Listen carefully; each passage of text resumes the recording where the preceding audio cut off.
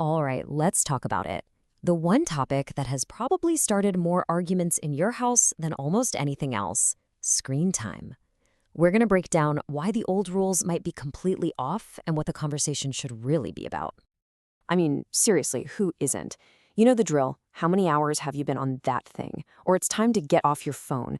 It feels like a battle that just plays on a loop, day after day. But what if that whole fight is missing the point? And this, right here, is the game changer. The conversation is finally starting to shift. It's moving away from just counting minutes and hours, and instead, it's looking at the quality of what's happening on that screen. This is the key we're going to unpack. Okay, so let's tackle the first big reaction people often have. Just ban it, right? Take away the apps, take away the phone, problem solved. But does that really work? Well, as it turns out, it's a pretty flawed strategy. Think about it. Just banning stuff doesn't actually prepare you for the real world. For one, social pressure is huge. If all your friends are connecting online, a ban just leaves you out. It also means you don't get to learn the skills you need to navigate the digital world safely. And, it makes being online seem like this super exciting forbidden fruit, which can totally backfire. You don't learn to drive a car by being banned from them until you're an adult. Nope, you learn with practice and guidance. And get this, research actually backs this up. It turns out that a lot of things that get labeled as wasting time, like playing video games or scrolling through social media, can actually help you build real skills. You're learning digital literacy, you're problem solving, you're collaborating. All of that is super important stuff. So no, it's not all bad, not even close.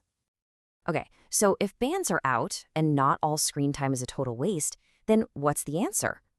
This brings us to the main idea here: learning to spot the difference between good screen time and, well, the kind that just drains you. It pretty much boils down to these two big ideas. On one side, you've got intentional use. That's when you are in the driver's seat. On the other side, there's passive consumption, and that's when the algorithm is driving for you. So let's make this real. Passive consumption, you know that feeling. It's the zombie mode scrolling on TikTok, where you suddenly look up and an hour is just gone.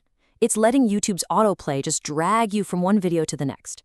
But intentional use? That's active. That's you deciding to watch a tutorial to finally learn that guitar chord, or you jumping into a Google Doc to work with your classmates, or actually using a group chat to make plans with friends in real life. It can even be creating your own content. See the difference? One is just consuming, but the other is about creating, connecting, and actually doing something with your time.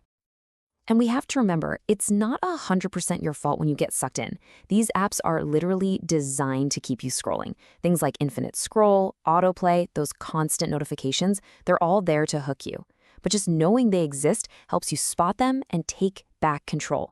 So how do you actually build these skills to become a more intentional user? Well, there's a really great way to think about this that makes a ton of sense. And listen, learning this stuff is a challenge for everybody, not just for you. A recent survey found that the huge majority of parents, we're talking 63%, feel like they have little to no confidence in guiding their kids' digital habits. So this shows why a new way of thinking is so important, something everyone can work on together. And this is it. It's the training wheels idea. Instead of just being handed a super powerful device with the entire internet on it and hearing, good luck, you treat it like learning to ride a bike. You start with training wheels so you can build your skills and confidence in a safe way. So what does that actually look like? Well, maybe a first phone is just for taking photos and calling family. Then as you get a little older, maybe you add texting and you talk about how to use it right. Each new step is a chance to learn and build trust. So by the time you do have full internet access, you're actually ready for it. All right, let's pull all this together. What is the actual end goal here? It's not about being watched or controlled forever. It's about something way more powerful than that. This is the most important takeaway. The goal is to get to a place where you can regulate yourself. You're the one who knows when it's time to put the phone down. You're the one who can balance your online life with your offline life. It's all about you being in control of your phone and not the other way around. That's what real digital well-being is. At the end of the day, your phone is just a tool, but it's an incredibly powerful one. You can let it pull you into hours of passive consumption, or you can use it to learn, to create, and to connect with people in amazing ways. Your digital life is yours to build, so the only question left is, what are you going to do with it?